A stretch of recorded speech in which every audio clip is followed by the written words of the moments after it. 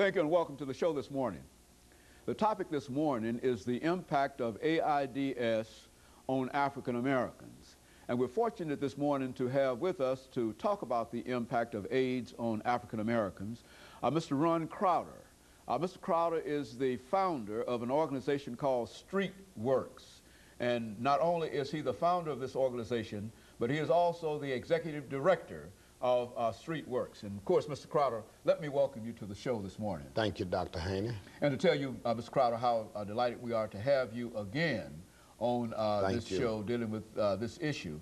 As a matter of fact, we've had you about 4 or 5 different times, and each time you bring us excellent information, and people who have an opportunity to see these shows have often remarked how courageous you are in terms of what you're doing and your whole attitude in reference to AIDS.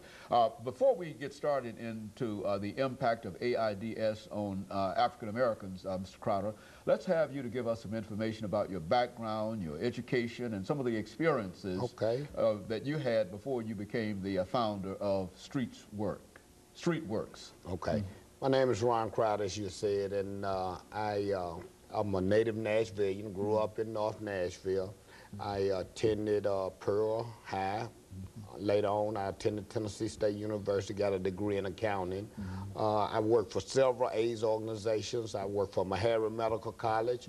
I went on to work for an agency called Women, and now I identified a need for further services, and I started StreetWorks. StreetWorks is an organization that does HIV education, prevention, and care. So we actually provide services for those people who are infected with HIV. We're located at 1431 Joe Johnston in the John Henry Hale housing site. And our hours of operations are specifically 6 p.m. to 6 a.m. So we have outreach workers out on the streets doing HIV prevention and education during the times when the services are mostly needed. And that's during the nighttime hours, since our target population are those who are at the highest risk for HIV infection.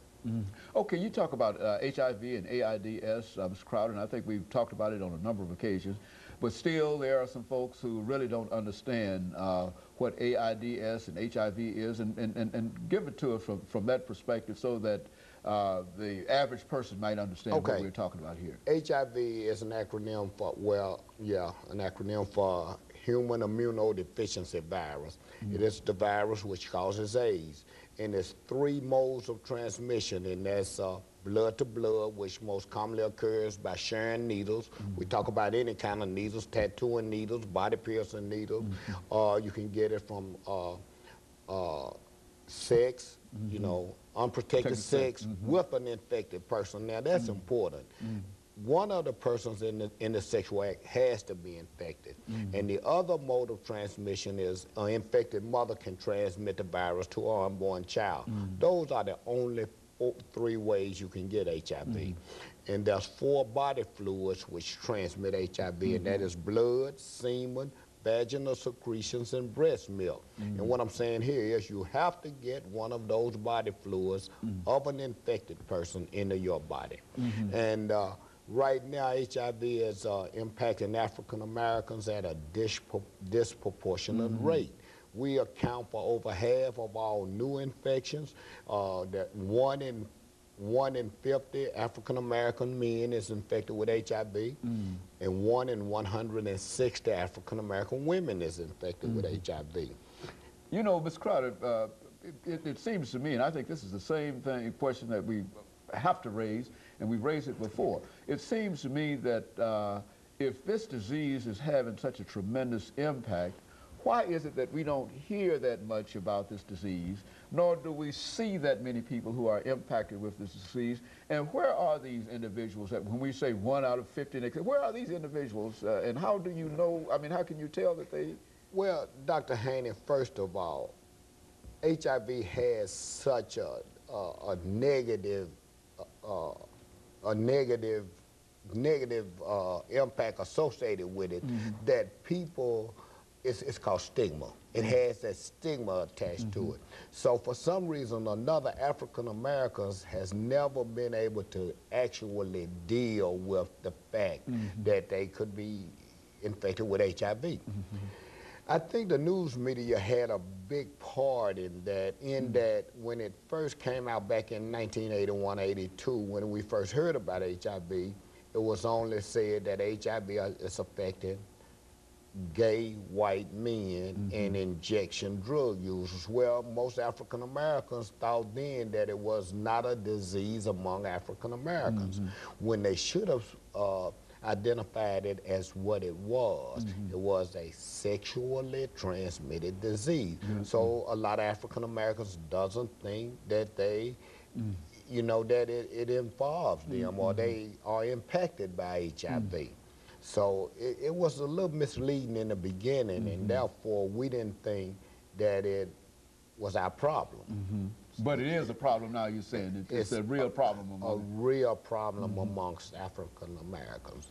And again, with the stigma that's associated with the disease, that you're right, there's no African American saying, okay, I got HIV. So therefore, every time it's publicized or you see it on the news, it's always a white person, a white gay man mostly, that's coming out or disclosing his status. We as African Americans think that we have to keep it hid if we got it, rather than, you know. But now there's a danger, it seems to me, and I think we've, and this is what I know about the disease, that there's a danger that it can progress much faster if you ignore it. Is that what we're saying? Well, HIV is a very individual virus, and it affects everybody differently.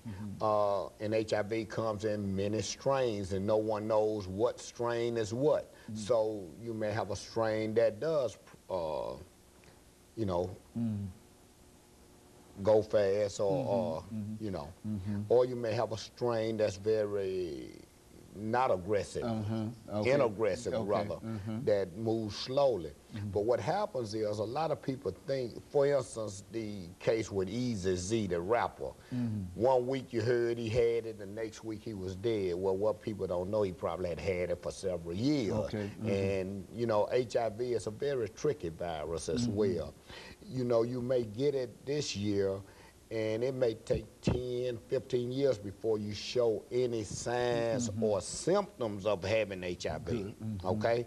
That doesn't mean that the virus in and of itself is not actively moving and progressing, and the disease is not progressing, but it's... But you don't find any symptoms, and if you don't find any symptoms, the idea is that maybe you don't have it. Right, absolutely. And there's only one way you can tell if you have HIV, and that is to get tested. And that's one of the things we at StreetWorks do. We have a grant to aggressively to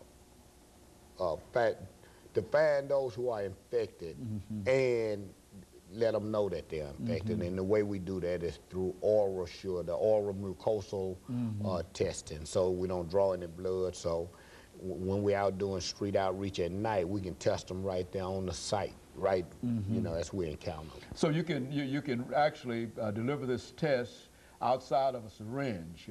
Absolutely. You can do an oral test. And we do an oral swab in between the cheek and gum, and we can have the results in 2 days. And that's another asset. Now, if a person don't have to go to traditional 2 weeks from testing time to time of getting the results. And of course, Ms. Crowder, we're coming to the end of this first segment of the show now. When we come back, we're going to have 8 minutes. And what I want you to do is to talk about StreetWorks. I think you've indicated that you're located in what you consider to be a high-risk area for HIV, AIDS, and I'm sure that there are some of the experiences that you can tell us that will be revealing in terms of how people are reacting to this disease and some of the things that are happening to them. And of course, we'll be back with our audience following this very, very short commercial break.